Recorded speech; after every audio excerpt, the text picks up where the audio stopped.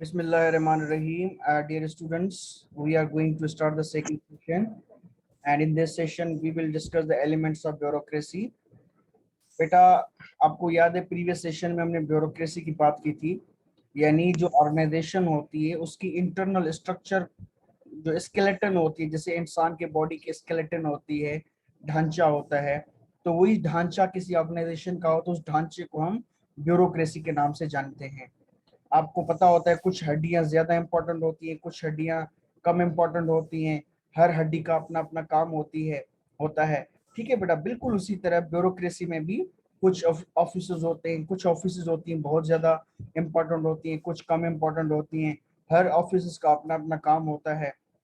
तो टोटल कितने एलिमेंट्स पाए जाते हैं ब्यूरोक्रेसी में? अच्छा, सबसे पहला जो एलिमेंट है वो है स्पेशलाइजेशन। स्पेशलाइजेशन से ये मुराद है कि हर बंदा, जो हर ऑफिसर जो जिस सीट पे बैठा होता है, उसका एक मखसूस काम होता है, और उसका वो काम किसी और बंदे के ये लिए नहीं होता। ठीक है बेटा, यानी मखसूस काम, हर किसी का मखसूस काम। ऐसे नहीं है कि जितने सारे के सारे लोग हैं वो सारे के सारे एक जैसा काम करेंगे, नहीं। मिसाल के तौर पर हमारी यूनिवर्सिटी है, आप लोग जब चालान जमा करवाते हैं ना, तो चालान पे करेंगे, उसके लिए एक अलग बूथ होगा। फिर आप अपने फॉर्म वगैरह एडमिशन ऑफिस में लेकर जाएंगे, फॉर्म लेने वाला वहां पे एक बंदा बैठा होगा।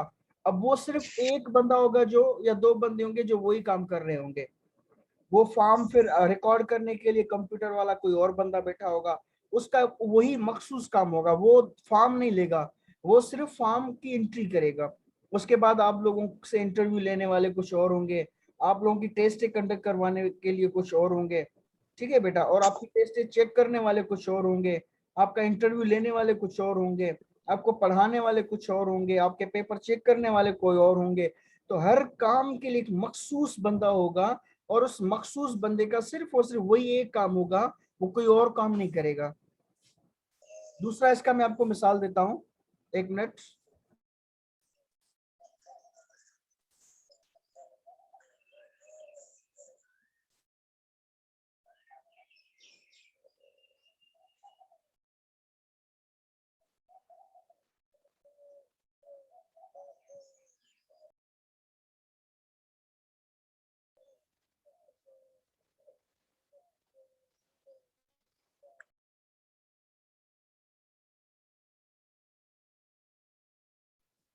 सॉरी बेटा, we were discussing about specialization. जैसे बेटा आप हॉस्पिटल्स में जाते हैं, तो आंखों का डॉक्टर कोई और होता है, दिमाग का डॉक्टर कोई और होता है, दिल का डॉक्टर कोई और होता है, हड्डियों का डॉक्टर, उसके अलावा जो है दांतों का डॉक्टर, बच्चों का डॉक्टर, खवातीन का डॉक्टर, यानी आपको हर हर अलग अलग फील्ड का अलग अलग डॉक्टर मिलेगा।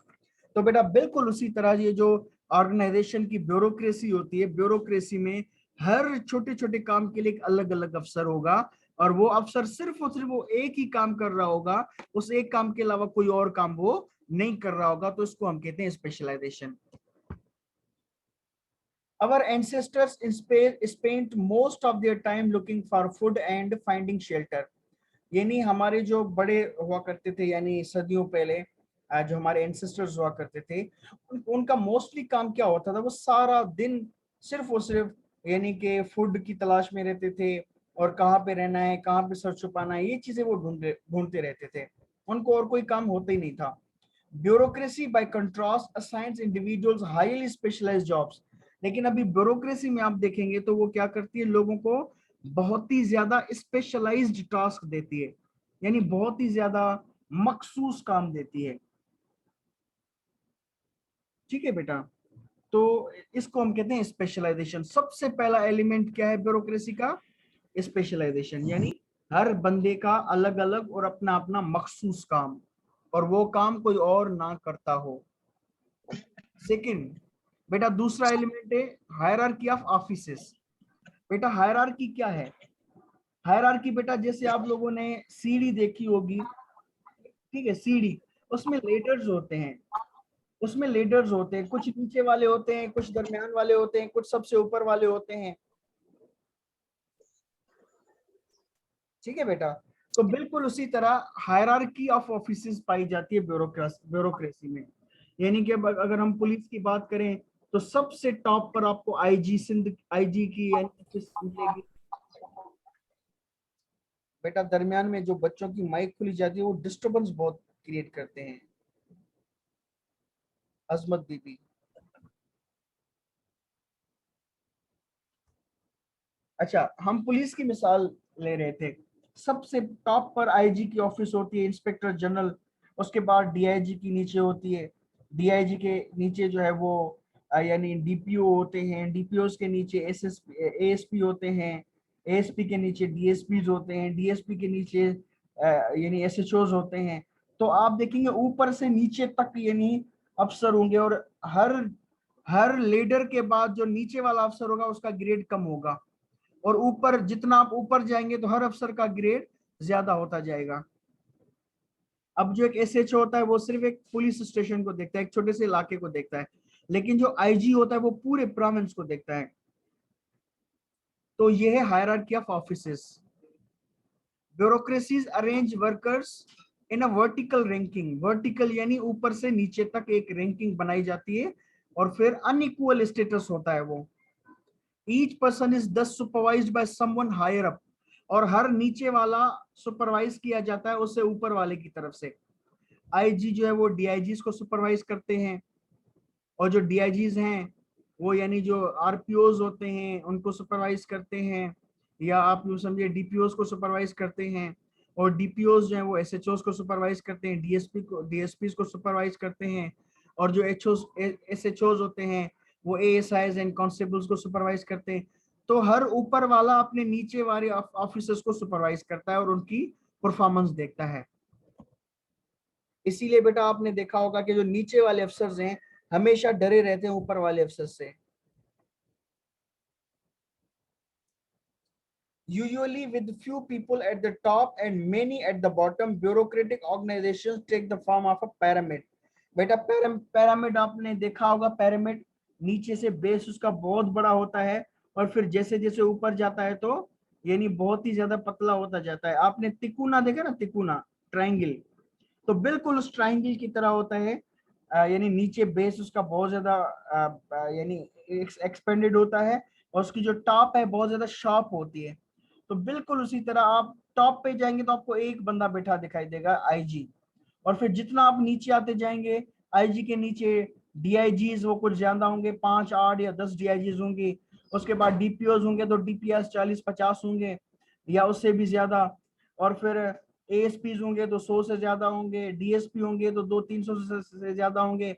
एसएचओ होंगे तो 1000 से ज्यादा होंगे। और सिपाही कांस्टेबल होंगे तो वो 50,000 60,000 से ज्यादा होंगे।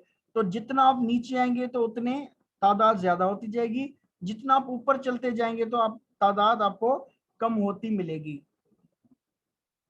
यही आर्मी का इदारा होता है। सबसे टॉप पे चीफ ऑफ आर्मी स्टाफ होते हैं, उसके नीचे कोर कमांडर्स होते हैं, उनके नीचे ब्रिगेडियर्स होते हैं, उनके नीचे मेजर्स होते हैं, उनके नीचे और होते हैं। तो ये हायरार्की ऑफ ऑफिसेस कहलाती है।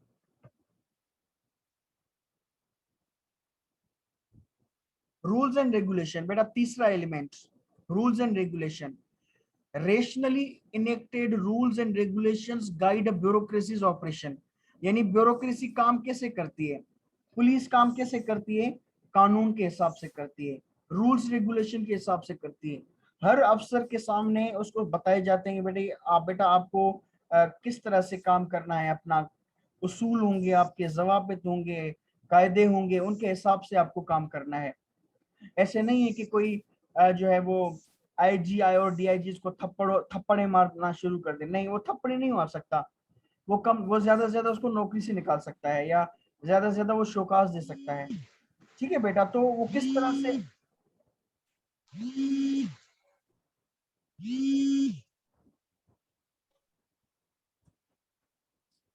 तरह से बेटा बाला ऑफिसर ने अपने नीचे वाले अफसर्स को हैंडल करना है, ये रूल्स एंड रेगुलेशंस होते हैं जो इस चीज का तयन करते हैं।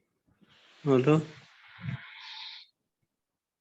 हेलो जी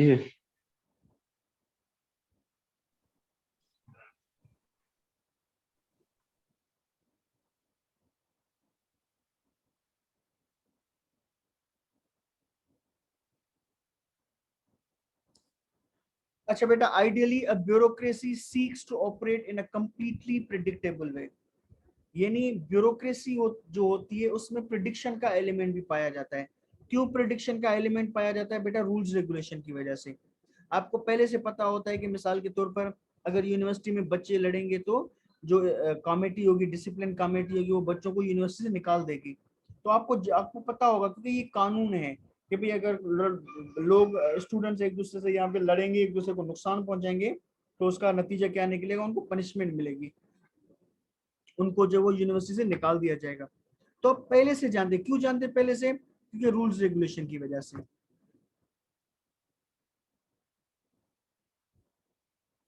अच्छा बेटा, उसके बाद चौथा जो एलिमेंट है ब्यूरोक्रेसी का, वो है technical competence. What is technical competence? Bureaucratic officials have the technical competence to carry out their duties. यानी कि बेटा जो जो पोजीशन होती है, जिस जिस पोजीशन पे जो जो अफसर बैठा होता है, उसके पास एक खास किस्म की कॉम्पिटेंस होती है, उसके पास एक खास किस्म की सलाहियत होती है, जिस सलाहियत की वजह से वो जो है वो अपना काम कर रहा होता है। अब फॉर एग्जांपल आप देखते हैं आईजी है, तो वो ऐसे तो नहीं आईजी आईजी बना हुआ है, उसके पास बड़ी कॉम्पिटेंस होंगी, बड़ी सलाहियतें होंगी। चीफ ऑफ आर्मी स्टाफ है तो वो वैसे तो नहीं बना, उसके पास बहुत बड़ी सलाहियत होंगी। नीचे ब्रिगेडियर्स हैं, मेजर्स हैं, हर किसी के पास अपनी अपनी सीट के हिसाब से कॉम्पिटेंस और अहलियत और सलाहियत होती है, जिस वजह से वो उस सीट पर बैठा है। तो बेटा ऑर्गेनाइजेशंस परफॉर्म क्यों नहीं कर पाती? यूनिवर्सिटीज की परफॉर्मेंस क्यों नहीं रहती? दूसरे इदारों की परफॉर्मेंस क्यों नहीं रहती? बेटा इसीलिए नहीं रहती कि जो सीटों पे बैठे होते हैं उनके पास कॉम्पिटेंस नहीं होती। होनी क्या चाहिए? कॉम्पिटेंस होनी चाहिए, लेकिन कॉम्पिटेंस वाले बंदों को आने ही नहीं दिया जाता। सिर्फ और सिर्फ आर्मी का इदारा है जिसमें यानी कॉम्पिटेंस के बेस पे लोग जाते हैं। बाकी आप जहां कहीं पे देखेंगे करप्शन, सिफारिश, रुश्वत, ये वो नेपोटिज्म, इस बुनियाद पे लोग अफसर ऊपर आ जाते हैं, वो काम को ही नहीं जानते कि मुझे करना क्या है।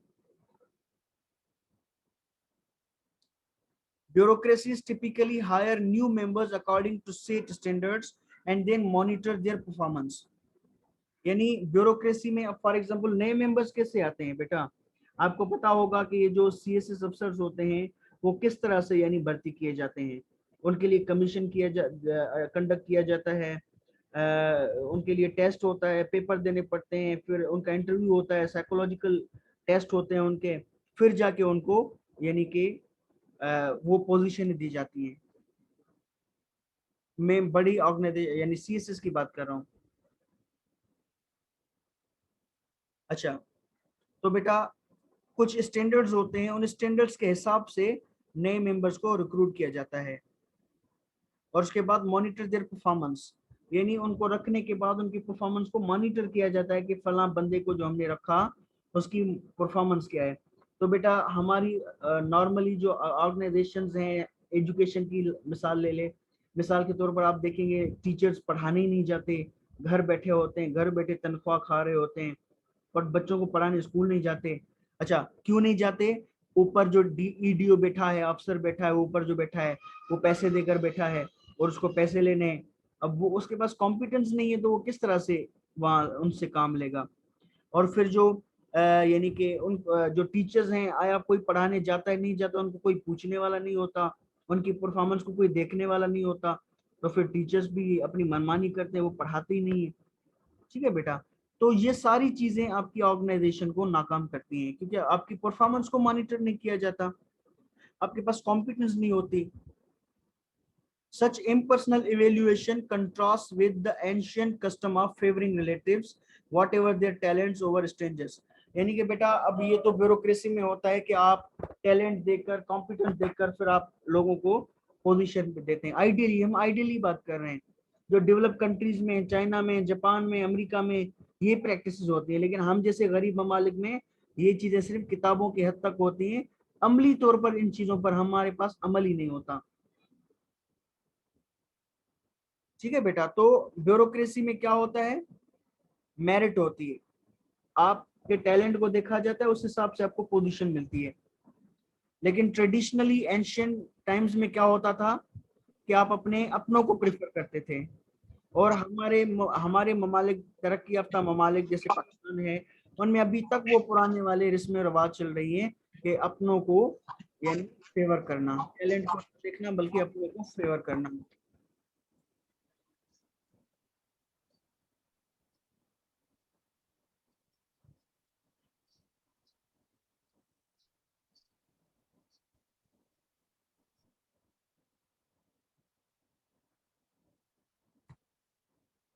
अच्छा बेटा, उसके बाद हम आएंगे इम्पर्सनालिटी। इम्पर्सनालिटी चौथा एलिमेंट है। Bureaucracy puts rules ahead of personal whim so that both clients and workers are treated in the same way.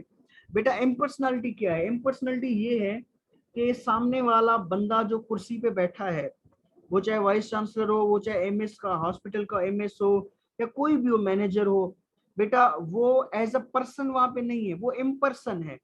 यानी आप उस बंदे को इसलिए सलाम नहीं करते कि उसका नाम फला है, उसका नाम फला है, बल्कि आप उसको इसलिए सलाम करते क्योंकि वो फला पोजीशन को ऑक्यूपाई किए बैठा है। तो इम्पर्सनालिटी ये कहलाती है। इट मींस आप पर्सन को नहीं देखते, आप उसकी पोजीशन को देखते हैं। Not to see person but to see the position, this is called इम्पर्सनालिटी।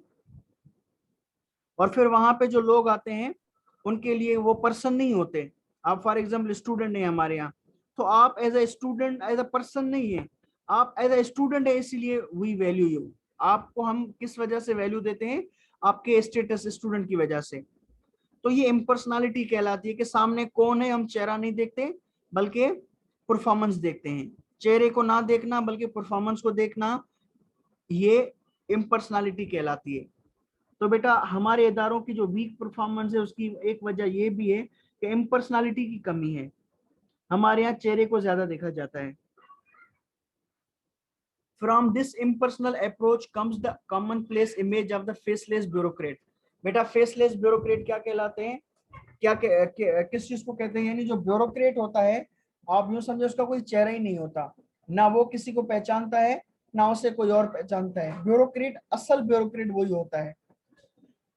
लेकिन हमारे यहाँ तो बात कुछ और है। Bureaucratic organization promotes efficiency. यानी कि बेटा ये जो ब्यूरोक्रेसी होती है वो क्या करती है? एफिशिएंसी को प्रमोट करती है। अभी जैसे मैंने आपको मिसाल दिया कि चाइना वालों ने किस तरह से कंट्रोल कर लिया कोरोना पे, अपनी ब्यूरोक्रेसी, तगड़ी ब्यूरोक्रेसी की वजह से। ठीक है बेटा, तो एफिशिएंट है वो इसी वजह से। आपने सुना होगा कोरोना की हॉस्पिटल पता नहीं कितने दिनों में उन लोगों ने बना दी थी। हमारे यहाँ तो सालों साल लग जाते। क्यों? सर 2 दिनों के अंदर बनाई थी, 2 दिनों के अंदर। अच्छा, किस चीज की वजह से? एफिशिएंसी की वजह से। एफिशिएंसी की वजह से। एफिशिएंसी क्यों थी? क्योंकि हर बंदे को जो काम था उसने अपना काम किया।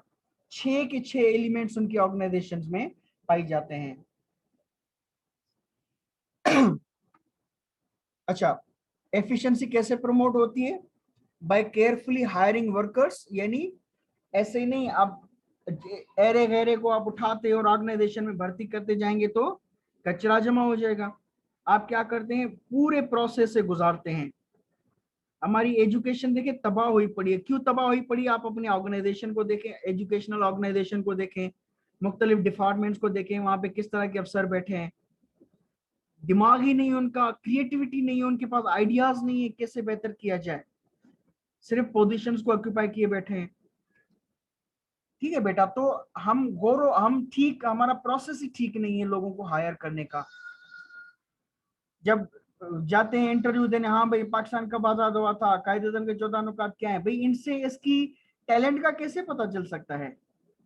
ये तो आप किसी अनपढ़ बंदे को मेमोराइज करवा दोगे वो भी आपको बता देगा। You have to check his mind. आपको उसका माइंड चेक करना है, क्या है उसका माइंड काम करता भी है या करता ही नहीं है।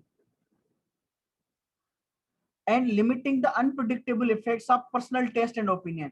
यानी आप क्या करते हैं? एफिशिएंसी आपकी कब बढ़ेगी? जब पर्सनल टेस्ट एंड ओपिनियन आप लोगों की खत्म कर देंगे।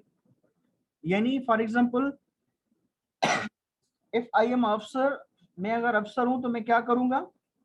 मैं अपनी ओपिनियन को इस्तेमाल नहीं करूंगा, अपनी पर्सनल टेस्ट को नहीं देखूंगा। इवन मेरा कोई दुश्मन भी है जिसको मैं नापसंद करता हूं, उसको भी मुझे अटेंशन देना है, उसको भी मुझे टाइम देना है, उसका भी मुझे मसला हल करना है।